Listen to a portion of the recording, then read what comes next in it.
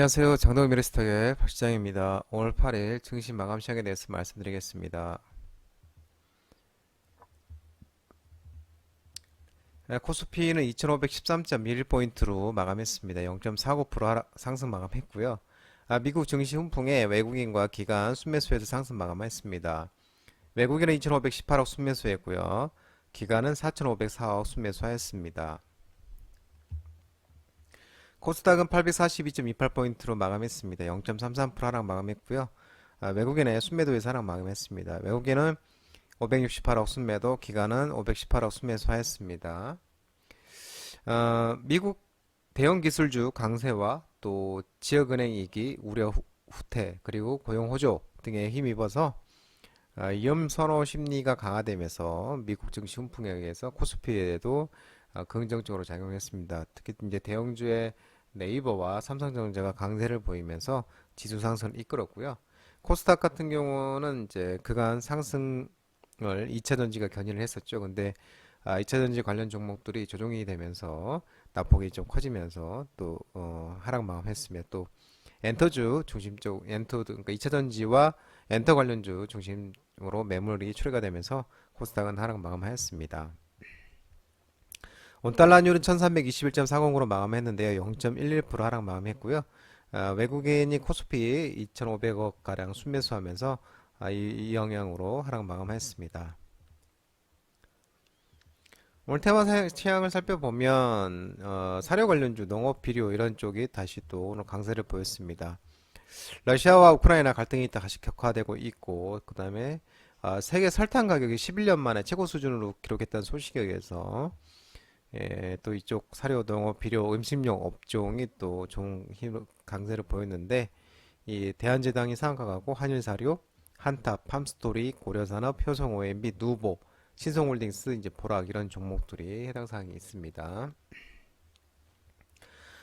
러시아와 이제 우크라의 그 흑해 곡물 협정이 이제 5월 18일이 현지 시간으로 만료가 예정되기 가운데 지난 4일 이제 트르키에 의해서 이 협상이 진행되고 있는 중에 우크라이나 의원이 러시아 관리의 얼굴을 또 여러 차례 가격했다고 이렇게 전해지고 있습니다. 이 올렉산드로 이제 마르코프스키 이제 우크라이나 의원이 자신의 손에서 이제 우크라이나 깃발을 빼앗은 러시아 관리를 쫓아가 되찾으면서 우리는 이 국기를 우리나라 국기를 위해서 싸울 것이라며 얼굴을 밀고 여러 차례 가격했던 것으로 지금 전해지고 있고요. 또 지난 6일 날 우크라이나 국방부는 그 트위터에 그 화염에 휩싸인 도시를 찍은 영상 한 편을 올렸는데 이 러시아가 바흐무트의 비점령 지역에 백리탄을 사용했다고 주장하고 있고요.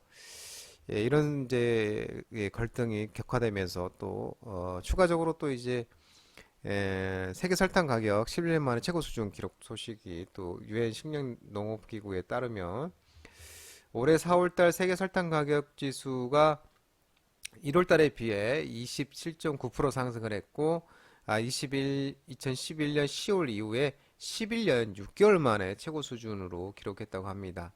또 설탕 가격 상승은 인도와 중국 등 산지에서 생산량이 줄어들 것으로 전망되는 것에 따른 것인데 이 한국농촌경제연구원도 설탕 가격이 오르면 국내 수입 단가도 당분간 높은 수준을 유지할 것으로 전망이 되고 있으면서 설탕 가격이 이제 상승이 되면 장기화되면 설탕을 원료로 쓰는 이제 과자, 빵, 또 아이스크림, 음료 가격 등이 이제 오르겠죠. 그러면은 또 슈거플레이션, 그러니까 설탕과 인플레이션을 합쳐서 이제 슈거플레이션이라고 부르는데 이 슈거플레이션이 우리가 또 커지고 있는 모습입니다. 이 또 보락 같은 경우는 설탕을 대표하는 이제 사카린을 이제 생산한다는 고 있는 사실이 이제 부각이 되면서 이제 상승 마감했고요. 그리고 또 이제 OLED 관련주, 플렉서블 디스플레이 이런 종목들이 움직임이 있었는데 벤츠가 LG 디스플레이와 삼성 디스플레이와 이제 차량용 OLED 협력 논의 소식에서 이제 OLED 관련 종목들이 좋은 흐름을 나타내는데 APS, 선시스템, 야스, 주생 엔지니어링, LG 디스플레이, 베셀, 경인양해 이런 이제 종목들이 있습니다. 이 독일 이제 메르데스 벤츠가 한국 디스플레이, LG와 삼성 디스플레이 업체와 손잡고 운전석부터 보조석까지 대시보드를 이제 운전석부터 이렇게 전체적으로 하나로 채우는 이제 필러 투 필러 디스플레이라고 해서 요거를 탑재할 것으로 추진한 것으로 전해져 있고요. 이 메르세데스 벤츠가 이제 대시보드 전체를 하나의 디스플레이로 채우는 방안을 추진하고 있는데 이 각종 운전 정보를 제공하는 운전석 계기판부터 오디오 히터 등 이런 차량 내부 기능을 제어하는 센터 패시아까지 또 보조석, 수납 공간 입부분까지 이제 이 전체 의 공간을 이 단일 디스플레이로 이렇게 만들려고 하고 있다고 합니다. 그래서 이제 LG 디스플레이랑 삼성 디스플레이 협력을 논의 중인 것으로 알고 있는데 상당 수준 논의를 진척한 것으로 알려져 있다고 합니다. 이미 뭐 사양이라든지 기술성 평가는 이미 지났고 견적을 지는데 검토하는 단계라고 하네요. 또 그래서 최종 사업자 선정이 오래 걸리지 않을 것이라고 나왔고요. 다만 이제 LG 디스플레이와 삼성 디스플레이는 벤처의 협력 여부에 대해서는 고객사 관련 내용이라서 확인해 줄 수 없다고 또 밝히고 있습니다. 또 아이폰 관련주 스마트폰이 좋은 흐름을 보였습니다. 아이폰 판매 호조에 따라서 애플이 호실적에 의해서 아이폰 관련주들이 좋은 흐름을 보였는데 BH, LG로텍, 하이비전 시스템, RF세미, 다산솔레타, 이수페다시스 이런 이제 종목들이 있는데 애플이 이제 지난 4일날 뉴욕 증시 마감 이후에 이제 실적 발표를 했죠. 2분기. 그래서 이 어, 매출과 이제 순이익이 1분기죠. 매출과 순이익이 이 아니 2분기 매출이 이제 모두 매출과 순이익이 전년 동기 대비 2.5%, 3.4% 줄어났지만 시장 예상치는 이제 웃돈 수치로 나왔고요. 또 주당 순이익도 1.5였는데 시장 예상치는 1.43이었으니까 또 상회로 나왔습니다. 그러면서 전체 매출은 줄었지만 아이폰 매출이 1년 전보다는 2% 늘어났다고 하면서 실적을 또 견인하게 나타났습니다. 또 시장 예상치인 이제 484억 달러를 또 상회한 수치로 이 시장에서는 또 아이폰 매출 증가가 또 작년 말 협력업체 공장 가동 중단 등 지난 수년간 발목을 잡았던 부품 부족과 공급망 문제가 완화됐음을 또 시사하고 있고요. 또 팀 쿡 애플 CEO도 이번 분기가 예상보다 좋았다. 인도의 지표가 매우 좋아 보인다. 라고 설명을 했고요. 정리해고도 계획을 하고 있지 않고 또 이 애플 이사회에서 900억 달러 달하는 자사주 매입 배당금을 또 승인했다는 소식도 훈풍으로 작용했네요. 일부 제약 바이오들이 또 흐름이 나타났는데 미국 임상종양학회 아스코 기대감과 또 이재용 회장이 글로벌 제약사 CEO와 회동 소식에 의해서 일부 제약주 에클론이라든지 ST큐브, 차바이오텍, 노십자, 삼천단대학, 바이넥스 이런 종목들이 움직임이 있었습니다. 또 바이넥스는 1분기 사상 최대 실적 전망에 그래도 또 좋은 흐름을 나타냈는데요. 세계 3대 암마켓로 꼽히고 있는 아스코가 이제 6월 2일 날부터 현지 시간입니다. 6월 2일부터 6일까지 미국 시카고에서 개최가 되고 있는데 유한양행, 지셀, 에클론, 뭐 SD큐브라든지 LK맥스 이런 이제 국내 주요 제약 바이오 기업들이 개발한 파이프라인의 연구 성과가 이제 발표될 것으로 나타내고 있고요. 아스코는 이제 지난달에 열린 미국 암약회가 지난달 열죠. AACR 그리고 하반기에 열리는 유럽 종양학회 ESMO, ESMO가 이 세 개를 합쳐서 이제 세계에서 가장 영향 있는 암학회로 매년 이제 150개국 이상에서 4만여 명의 암 전문의와 또 글로벌 제약상계들이 참여를 하고 있는 행사입니다.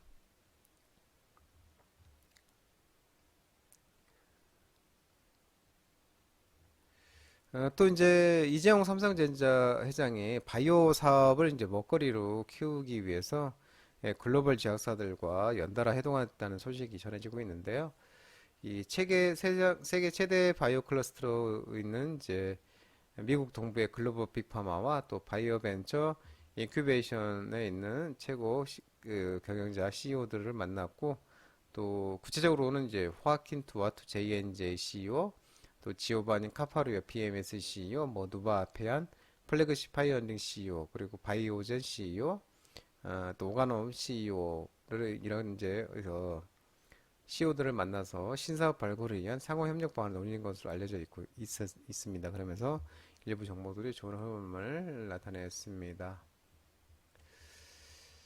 2차전지 일부 종목들이 좀 괜찮은 모습을 나타냈는데 2030년까지 K배터리 수출이 연평균 33%의 성장성 분석에 의해서 일부 NSK이노베이션, 성우아이트, 필옵티스, 엔케전자, 롯데에너지 멀티인텍 이런 이제 일부 종목들이 좀 흐름이 있었는데요.